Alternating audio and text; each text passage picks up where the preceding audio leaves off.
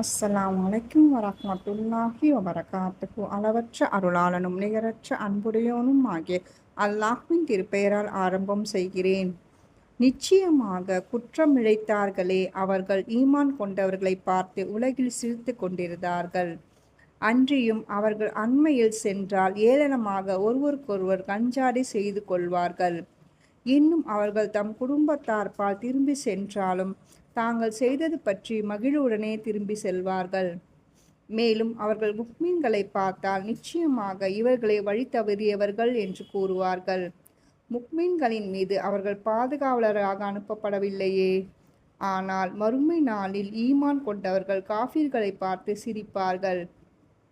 ஆசனங்களில் அமர்ந்து அவர்கள் நிலையை பார்ப்பார்கள்.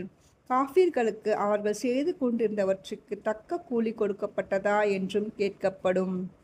அல் குர்ஆன் அத்தியாயம் 83 வசனம் 29, 30, 31, 32, 33, 34, 35, 36.